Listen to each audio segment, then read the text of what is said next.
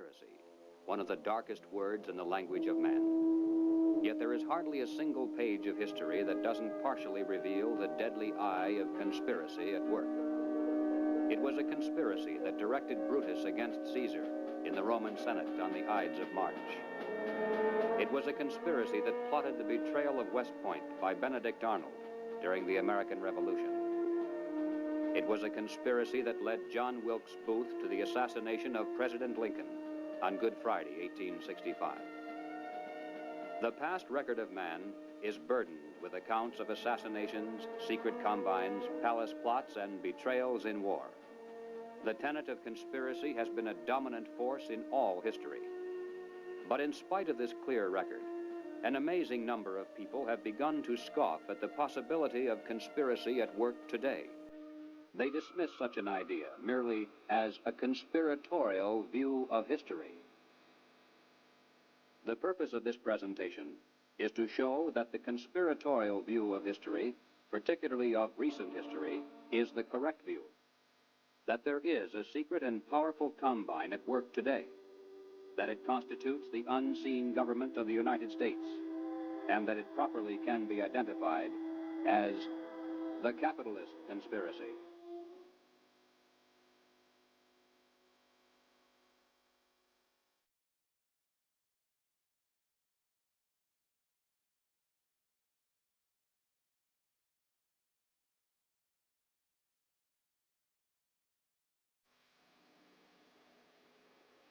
In 1963, the nation was held spellbound by the testimony of gangster Joe Valachi as he exposed the inside workings of the international crime syndicate known as the Cosa Nostra, or the Mafia. No matter how carefully criminal conspiracies are organized, eventually they're exposed because someone on the inside goes to the authorities and talks. The same is true with political conspiracies. For instance, over the years, there has been a steady stream of defectors from the communist apparatus, and through their testimony, we now have a clear idea of how that conspiracy is organized and operated. But one large piece of the puzzle always has been missing. It's a matter of record that some of the greatest help to world communism often has come from prominent and respectable leaders within the United States. Obviously, these men are not communists. As a matter of fact, most of them are extremely wealthy and are thought of as capitalists who supposedly would have the most to lose under socialism and communism. And yet the record is disturbingly consistent, and Americans repeatedly have asked why. Why have some of the richest people in the United States, both in and outside of government, aligned themselves with leftist policies that would appear to be the path to their own destruction? And if there is a conspiracy at work among these men, why hasn't someone on the inside exposed it? The answer is, someone has. Dr. Carroll Quigley is a professor of history at Georgetown University. He is the author of the widely used textbook, Evolution of Civilization. He is a member of the editorial board of the monthly periodical, Current History. He has been a frequent lecturer and consultant for such groups as the Industrial College of the Armed Forces, the Brookings Institution, the U.S. Naval Weapons Laboratory, the Naval College, the Smithsonian Institute, and the State Department. Dr. Quigley also has been closely associated with many of the family dynasties of the super-rich. He is, by his own boast, an insider with a front-row view of the world's money power structure. When Dr. Quigley wrote this 1,300-page book of dry history entitled Tragedy and Hope, it was obvious that it would never be read by the masses. It was intended for the intellectual elite. And to such a select readership, Dr. Quigley cautiously exposed one of the best-kept secrets of all time. But he also made it quite clear that he was an extremely friendly apologist for this group, and that he fully supports their goals and purposes. On page 950, Dr. Quigley says, "I know of the operations of this network because I have studied it for 20 years and was permitted for 2 years in the early 1960s to examine its papers and secret records. I have no aversion to it or to most of its aims, and have for much of my life been close to it and to many of its instruments. In general, my chief difference of opinion is that it wishes to remain unknown." Dr. Quigley points out that During the past 200 years, while the peoples of the world gradually were winning their political freedom from monarchies, the major banking families of the world were nullifying the trend toward representative government by setting up new dynasties of political control, but behind the scenes, in the form of international financial combines. These banking dynasties had learned that all governments, whether they be monarchies or democracies, must borrow money in times of emergency, and that by providing such funds from their own private resources, with strings attached, of course, gradually they could bring both kings and democratic leaders under their control. Dr. Quigley believes that people should be more familiar with the identities of these clever banking dynasties. They include such names as Baring, Hambros, Lazard, Erlanger, Warburg, Schroeder, Seligman, the Spires, Mirabeau, Mallet, Fuld, and above all, Rothschild and Morgan. It should be noted that while the Rothschilds and other Jewish families cooperated together in these ventures, this was by no means a Jewish monopoly, as some have alleged. Men of finance of many nationalities and many religious and non-religious backgrounds collaborated together to create this superstructure of hidden power. Its essence was not race, nor religion, nor nationality. It was simply a passion for control over other human beings. Dr. Quigley identifies this group simply as the international bankers. These are not the same as the local commercial bankers with whom we deal in everyday life. International bankers deal not with the general public, but with the industrial giants of the world, with other financial institutions, and especially with governments. The key to their success has been to control and manipulate the money system of a nation, while letting it appear to be controlled by the government. The net effect is to create money out of nothing, lend it to the government, and then collect interest on it. A rather profitable transaction, to say the least. For example, in 1694, international banker William Patterson obtained the charter of the Bank of England, and the power over England's money system fell into private hands. In a boastful mood, Patterson said, "The bank hath benefit of interest on all monies which it creates out of nothing." 230 years later, Reginald Mackina, British Chancellor of the Exchequer, said, "The banks can and do create money, and they who control the credit of the nation direct the policy of governments and hold in the hollow of their hands the destiny of the people." Turning to the United States, Dr. Quigley tells us, "The structure of financial controls created by the tycoons of big banking and big business in the period 1880 to 1933 was of extraordinary complexity, one business fief being built on another, both being allied with semi-independent associates, the whole rearing upward into two pinnacles of economic and financial power. One, centered in New York, was headed by J.P. Morgan and Company, and the other, in Ohio, was headed by the Rockefeller family. When these two cooperated, as they generally did, they could influence the economic life of the country to a large degree, and could almost control its political life, at least on the federal level.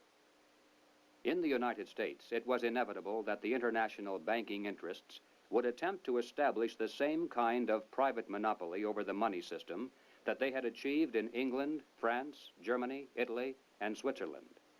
The same formula would be used: make it look like a government operation, but keep the control in private hands. John D. Rockefeller had purchased the Chase Bank, and his brother William bought the National City Bank of New York. The Rockefeller Chase Bank was later merged with the Warburg's Manhattan Bank to form the Chase Manhattan, one of the most powerful financial combines in the world today. Acting in concert with the Morgan banking dynasty, they spent untold millions of dollars to promote legislation that would grant to them a private franchise over this nation's money system. To sell this scheme to the voters, the monopolists created the propaganda line that the proposed banking law somehow would work against the monopolies. Politicians took up the cry, "Banking reform," and "Down with Wall Street."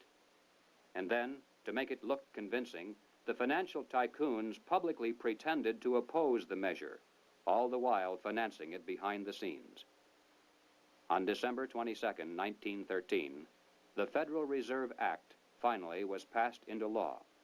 Something known as the Federal Reserve System came into being, and with it, total control over the nation's money fell into private hands. The Federal Reserve System solely is responsible for creating money in the United States. The Treasury prints only what the Federal Reserve tells it to print. The far greater amount of checkbook money is also determined by this group. Yet it is not a government agency and is entirely beyond the reach of the American voter. Technically, the stock of the Federal Reserve System is held by 12 privately owned national banks that make up the system. These, in turn, are owned primarily by the private banking dynasties that work so hard to bring that system into being. By law, the 7 members of the Federal Reserve Board are appointed by the President for a term of 14 years each. In spite of the incredible length of these appointments, nevertheless, they're supposed to create the illusion that the people, acting through their elected leaders, have some voice in the nation's monetary policies. In practice, however, every president since the beginning of the Federal Reserve System has appointed only those men who were congenial to the financial interests of the international banking dynasties. There have been no exceptions. It is now known that the original Federal Reserve Board was handpicked by Colonel Edward Mandell House, who early in his career had represented British and American banking interests. The intimate papers of Colonel House, edited by Charles Seymour, reveal House as the unseen guardian angel of the Federal Reserve System. In the words of Mr. Seymour, the Schiffs, the Warburgs, the Kahns, the Rockefellers, and the Morgans had faith in House. In 1912, Colonel House authored this book entitled Philip Drew, Administrator. The hero, a thinly disguised version of himself in real life, was a behind-the-scenes manipulator of prominent political figures. In the disguised form of a novel, the book lays bare the general strategy that has been followed ever since, even to the very present. It tells of how a small group of insiders cause a depression and then bring about the election of a man named Rockland. Rockland gives fireside chats and launches a program called the New Era to strengthen government control over the masses. Eventually, the insiders who control the government weaken the country deliberately to the point of civil war, which provides them with the excuse for establishing a dictatorship under Philip Drew. Colonel House was the man who selected Woodrow Wilson as a presidential candidate and later became his principal advisor. Wilson was totally dependent on House for all political decisions. He was his alter ego. The president himself had written, "Mr. House is my second personality. He is my independent self. His thoughts and mine are one. If I were in his place, I would do just as he suggested." When the federal government goes into debt, it borrows that money from the Federal Reserve System. The national debt presently is at the 400 billion mark. Just to pay the interest on this debt, taxpayers are forced to contribute over $20 billion every year. And remember, that is interest on money created out of nothing. At National Convention time, $20 billion can determine far more politics than all the shouting and placard waving and brass bands combined. And one can only imagine the economic and political pressures that are brought to bear on a candidate seeking public office. Pressures and commitments to make sure that if elected, the new president will make the correct appointments, not only to the Federal Reserve Board, but also to ambassadorial posts, government agencies, the cabinet, and even the Supreme Court. This is why, through the years, administrations change, party labels change, but major policies do not. In 1870, a wealthy British socialist by the name of John Ruskin was appointed as Professor of Fine Arts at Oxford University in London.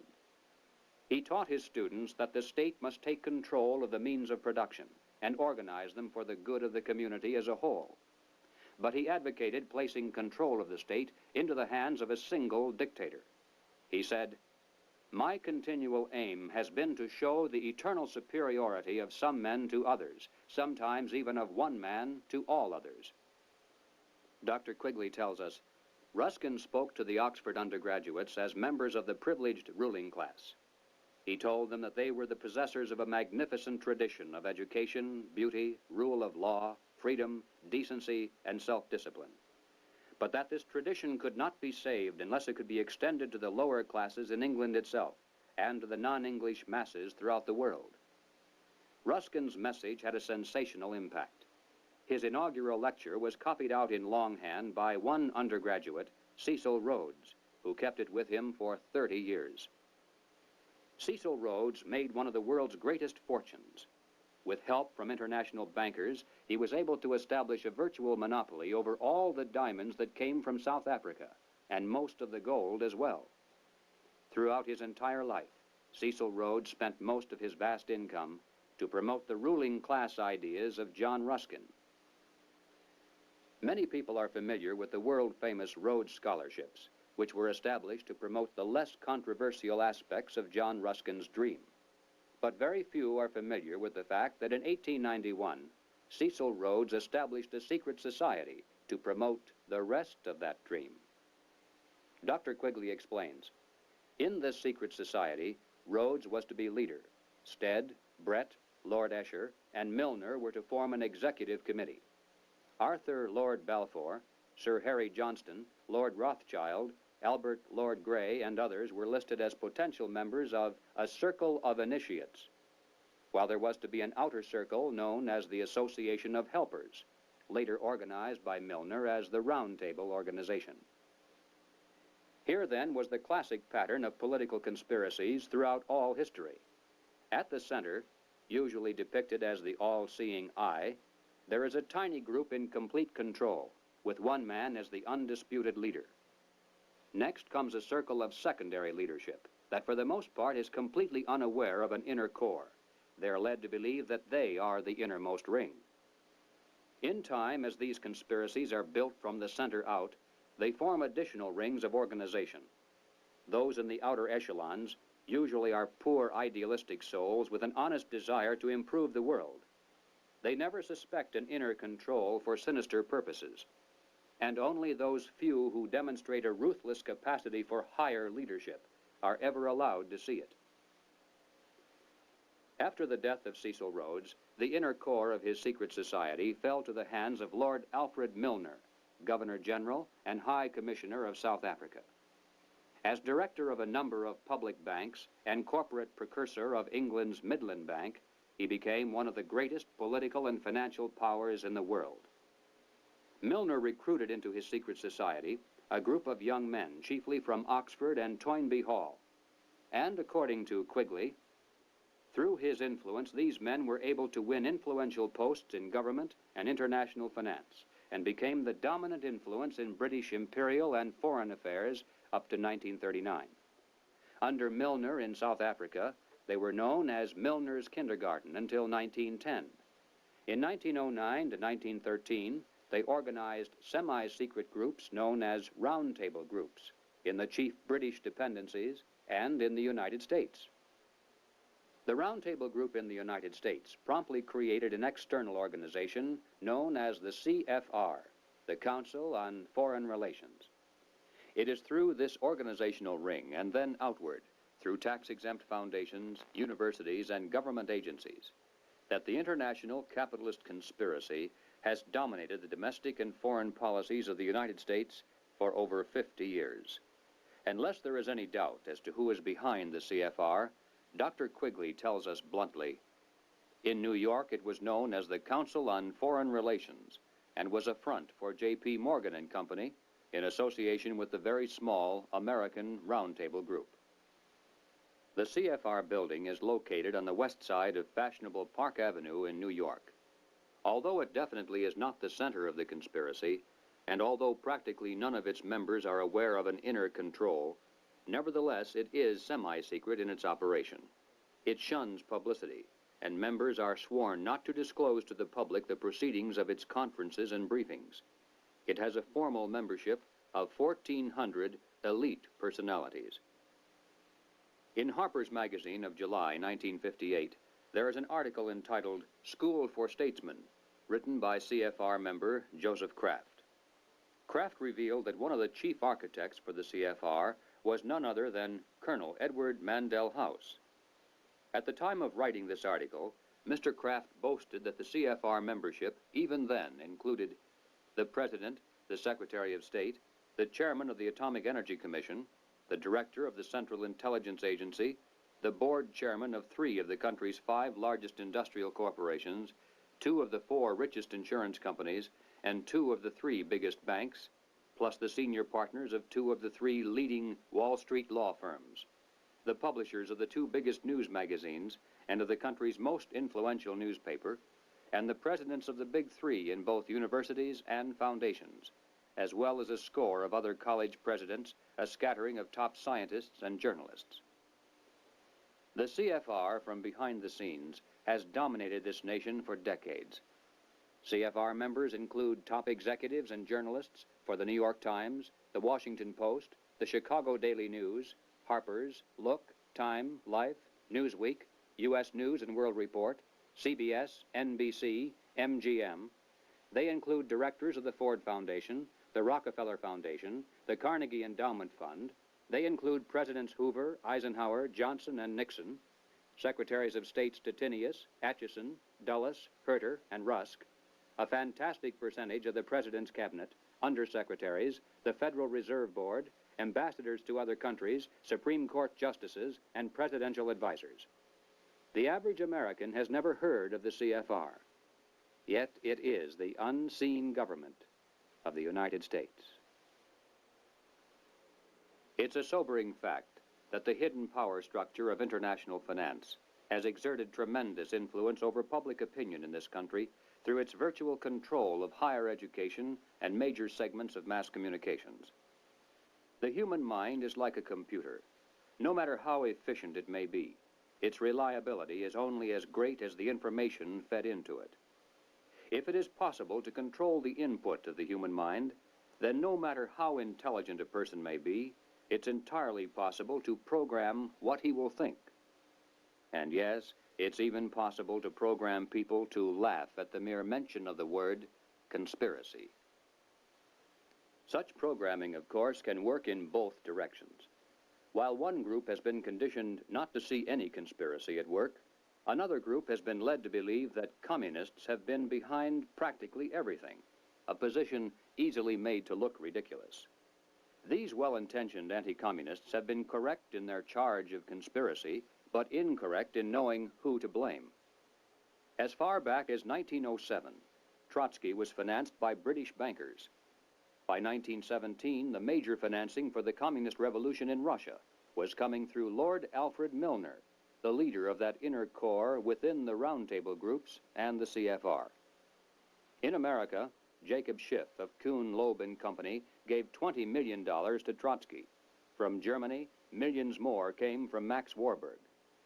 The communist movement, not only in the United States, but around the world, always has been financed by the international banking establishment. Dr. Quigley explains why the establishment has never greatly worried about the communist movement in America. He says, "It must be recognized that the power that these energetic left-wingers exercised was never their own power or communist power, but was ultimately the power of the international financial coterie."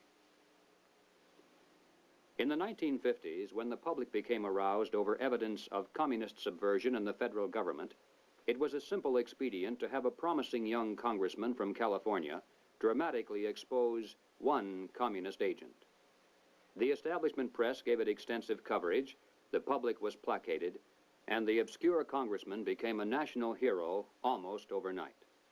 But when Congressman Reese of Tennessee began to investigate the link-up between Alger Hiss, the Carnegie Endowment, the Morgan Bank, and the interlocking tax-exempt foundations, the establishment press and the administration moved mightily against him. The pressures were so great that he was forced to abandon his investigation, and no one has dared to try it since. After a man has far more money than he possibly can spend for pleasures, what is left to excite him? For those with a ruling class mentality, the answer is power, raw power over other human beings. Money can buy such power only to a point. Beyond that, politics is the sport, and world politics is the ultimate game. For the purposes of this presentation, we have referred to those in the international power structure as capitalists. But these men are not really capitalists in the classical sense. They are merely rich socialists. They have gained their vast wealth not through honest competition and free enterprise, but by political influence and favoritism, the granting of government protection to eliminate competition, and by gigantic fraud of the money system, backed by government force. These men are striving to create a world superstate, with the expectation that from behind the scenes, they will be the ones who will rule. Not free enterprise capitalism, but big government is the conspiracy's life force. World government is its ultimate goal. But what is the best way to sell big government and then world government to a people like ours, historically devoted to an independent republic of limited powers? The answer is simple. In revolutionary literature, the tactic is known as pressure from above and below. It's the strategy that Colonel House laid down in his book, Philip Drew, Administrator. Deliberately create problems, and then offer only those solutions that result in the expansion of government. Create conditions so frightful at home and abroad that the abandonment of personal liberties and national sovereignty will appear as a reasonable price for a return to domestic tranquility and world peace. If those who seek world dominion can stimulate leftist mobs into violent confrontation with local law enforcement, and also provide exhaustive news coverage so that the entire nation can see and tremble, then the peaceful and freedom-loving majority can be programmed to accept a vast expansion of government powers and even a national police force, offered supposedly to end the violence. If those who seek world dominion can raise the specter of an enemy armed to the teeth with superior atomic weapons on the verge of launching a nuclear holocaust, and also offer world government as the prevention, then millions of Americans can be programmed to accept the loss of national sovereignty as our last best hope for peace. This is the meaning of pressure from above and below. To put over police state measures at home, they need chaos, crime, and anarchy in the streets. To sell the idea of world government, they need the constant threat of nuclear war. Or, as they say in revolutionary circles, the real action is in the reaction. In 1968, Random House Incorporated published this book by James Coonan, The Strawberry Statement, Notes of a College Revolutionary. Coonan carries the usual New Left credentials and is a classic example of the extent to which a highly intelligent mind can be programmed by the establishment into thinking that it is acting against the establishment. Coonan was one of the leading participants in the first student seizure of an American university, which occurred at Columbia in April of 1968. Initially, the movement was not large and easily could have been stopped by a simple police action. But as usual, the anti-establishment forces received their greatest help from the establishment itself. For several days, police were told not to interfere. Meanwhile, university officials groveled in the face of outrageous propaganda charges, and the media made national heroes of the rebelling students. MGM even made a movie out of Coonan's book. On page 130, Coonan wrote, "In the evening, I went up to the U to check out a strategy meeting. A kid was giving a report on the SDS convention. He said that at the convention, men from Business International roundtables, the meeting sponsored by Business International for their client groups and heads of government, tried to buy up a few radicals. They offered to finance our demonstrations in Chicago. We were also offered ESSO, or Rockefeller money. They want us to make a lot of radical commotion so they can look more in the center as they move to the left." Jerry Kirk, while a student at the University of Chicago, was active in the SDS, the Du Bois Club, the Black Panthers, and the Communist Party. In 1969, Mr. Kirk broke from the party, and the following year testified before the House and Senate Internal Security Committees. Here is what Mr. Kirk has told us. Young people have no conception of the conspiracy strategy of pressure from above and pressure from below. They have no idea that they're playing into the hands of the establishment they claim to hate. The radicals think they're fighting the forces of the super-rich, like Rockefeller and Ford, and don't realize that it is precisely such forces which are behind their own revolution, financing it and using it for their own purposes. When Stokely Carmichael was head of the militant revolutionary group known as SNCC, he was invited to speak at the University of Chicago. Jerry Kirk, then still a Black Panther, was among those who attended, and here is how he described Carmichael's appearance. Mr. Carmichael was obviously in the middle of something rather important, which made him more nervous and more tense than in the past. He started speaking of things which he said he could not have said before because his research was not finished. He spoke of the false consciousness of many blacks who believed the Jews were the instrument of oppression of blacks. And he made note of the fact that even though many Jewish people, for example in New York, own quite a bit of land, one must understand that the overwhelming percentages of mortgages in Harlem was owned not by Jewish people, but by Morgan Guarantee Trust, the Morgan family, and Chase Manhattan Bank, the Rockefellers. He repeated the line from the song he liked so well. "Something is happening here, but you don't know quite what it is, do you, Mr. Jones?" What he was getting at was that the Jews were simply one strata of society who are themselves being oppressed by people who were much richer and much more powerful. In the agencies of this power, he cited banks, the chief among which were Morgan Guarantee Trust and Chase Manhattan, and the foundations connected with these monoliths. It was not long after this that Stokely Carmichael mysteriously was ousted from both SNCC and the Black Panthers.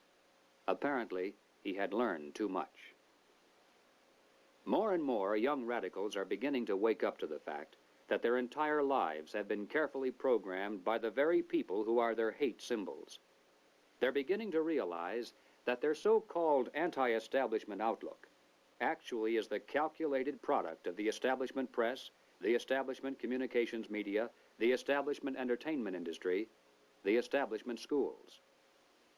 Rich men's corporations publish and popularize revolutionary books and songs. Through advertising, rich men's businesses subsidize revolutionary magazines. Rich men's tax-exempt foundations pour millions of dollars into left-wing organizations.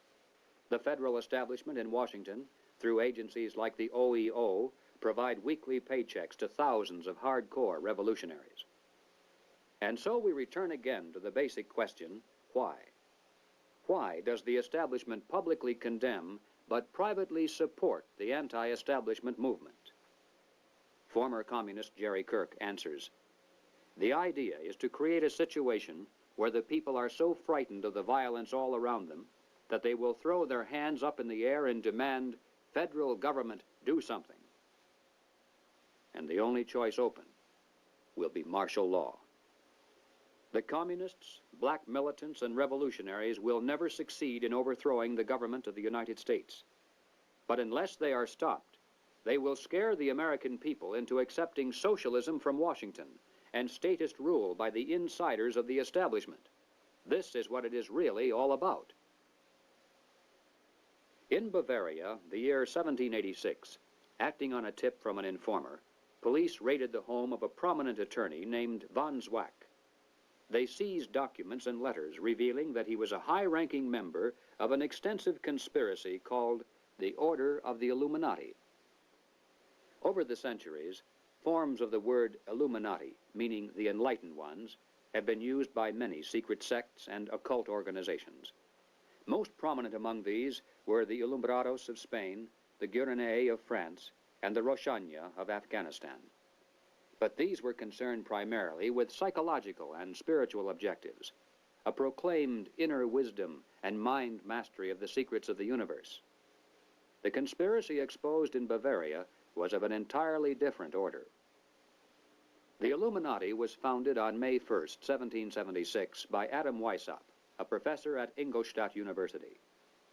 Weishaupt obviously had been a serious student of the occult, for many of its bizarre features and symbols were incorporated into his organization. Weishaupt had been active in the Masonic lodges of Germany and found in them the perfect vehicle for recruiting into his secret order, which he described publicly as the highest level of Freemasonry. The Illuminati was formally incorporated into the Masonic lodges at the Congress of Wilhelmsbad in 1780. It should be noted that Freemasonry in England and America historically is quite different. Its members are characterized by the highest standards of integrity. Nevertheless, it is a fact that from 1780 on, the Illuminati did flourish as a parasite on the highest levels of the Masonic movement in Europe, especially the Grand Orient lodges of France. There were 8 conspiratorial rings within rings, advancing from the outermost novice inward to Rex, or king. The king, of course, was Weishaupt himself, who had adopted the code name Spartacus. Those in the outer rings were told that the grand purpose of the order was to make of the human race, without any distinction of nation, condition, or profession, one good and happy family. But by the time the member had advanced to the level of presbyter, or priest, his oath of absolute secrecy and obedience had become deadly serious. Only then was he allowed finally to see the ultimate goal of the order. It was the destruction of all religion, replaced by the worship of reason, or humanism, and the destruction of all independent governments, replaced by a new world order, a world government ruled from behind the scenes by the illuminated ones. Needless to say, most members were never allowed to see these goals. In the words of Adam Weishaupt himself, "These good folks swell our numbers and fill our money box. Set yourselves to work. These gentlemen must be made to nibble at the bait. But this sort of people must always be made to believe that the grade they have reached is the last." The public record of the Illuminati is quite thin, but it does show that before it was exposed briefly in 1786, it had already enjoyed immense success in attracting into its outer rings some of the most prominent men of Europe. Its roster included important names in both government and finance. It was the most important single force behind the French Revolution. Some years later, an obscure intellectual by the name of Karl Marx joined a conspiratorial circle called the League of the Just. Shortly afterward, this group reformed into still another organization called the Communist League. And in 1847, they commissioned Marx to write their policy statement for the public. It was called the Communist Manifesto. On the surface, the manifesto appealed to the workers of the world to arise against their capitalist exploiters. But it should be noted that the project was supervised by Friedrich Engels, a capitalist of substantial wealth. Marx himself was so unimportant that his name didn't even appear on the manifesto for the first 20 years after its publication.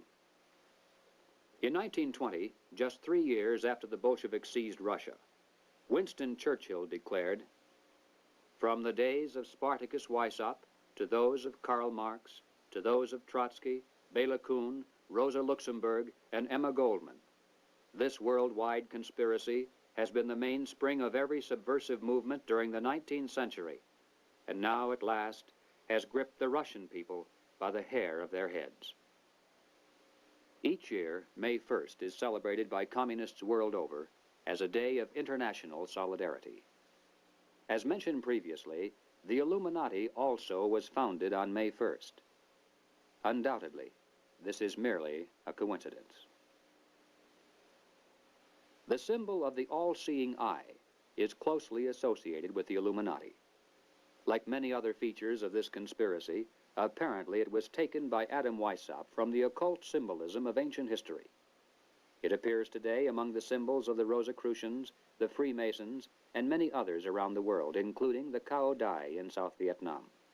Undoubtedly, it is merely a coincidence that the all-seeing eye now appears on the alternate side of the Great Seal of the federal government, and also on the $1 notes of the Federal Reserve System. At the bottom of the seal, in Roman numerals, there is the date 1776. This, of course, is the year of American independence. Undoubtedly, it is merely a coincidence that it is also the year of the founding of the Illuminati. But then, perhaps, none of this is merely a coincidence. Is it possible that both the communist and capitalist conspiracies have yet one more inner circle within the circle that is common to them both? Is it possible that both movements, unbeknownst to most of the people in them, are merely contemporary counterparts of a much older conspiracy? There is much evidence, far more than presented here, to indicate that this is the case, but frankly, we don't know. Until someone on the inside of such a master conspiracy decides to reveal its existence today, we simply have no way of finding out. But we do know that it is not impossible, and certainly not absurd. What then is our response? Fortunately, it's not necessary that we resolve the historical question of the conspiracy's origin.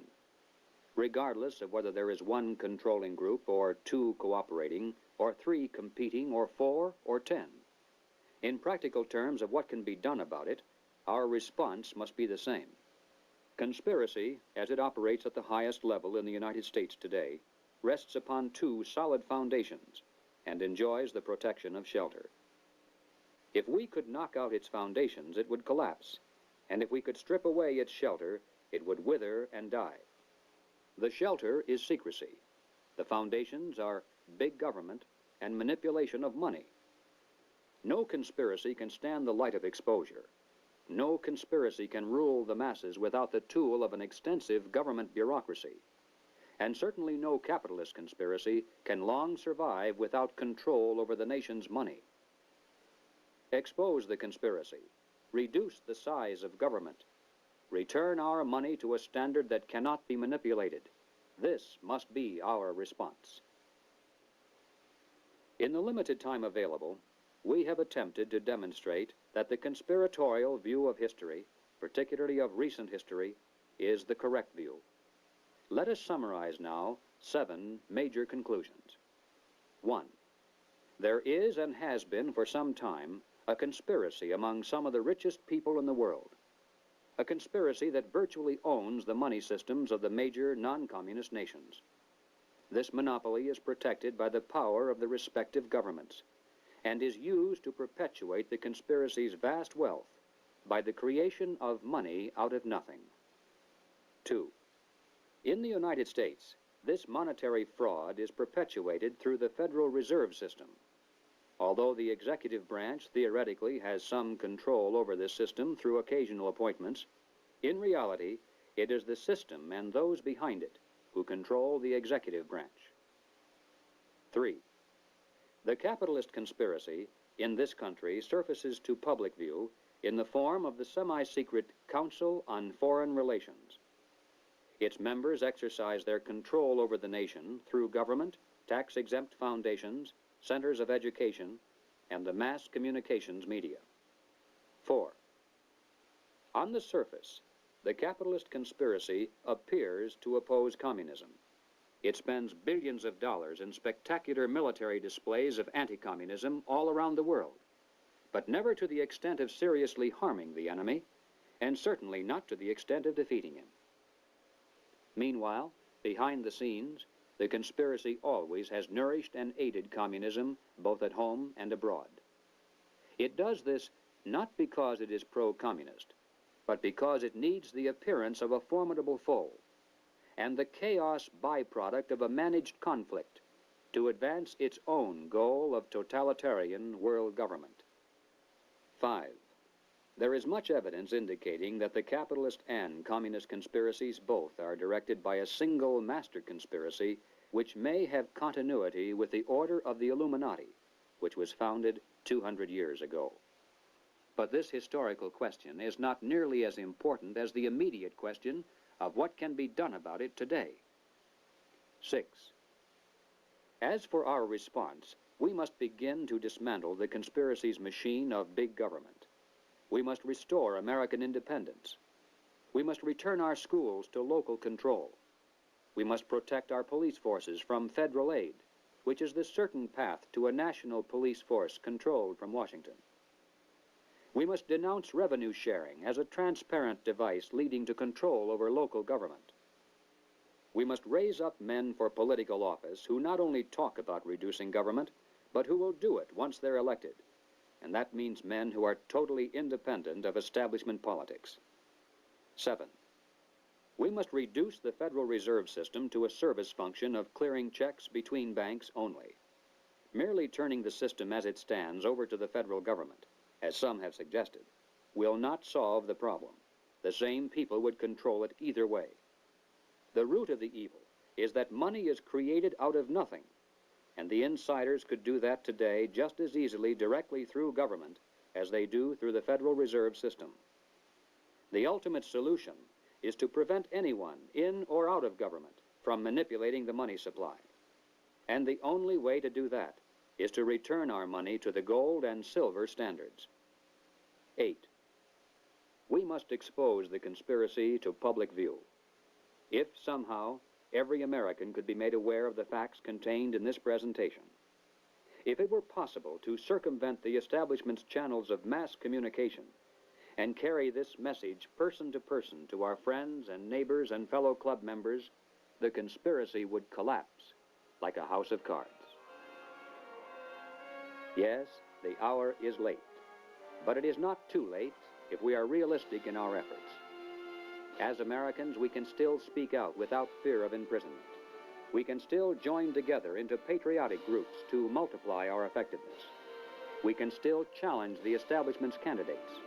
We still retain that remnant of power to regain control of our own government. With divine guidance and with your help, it can be done.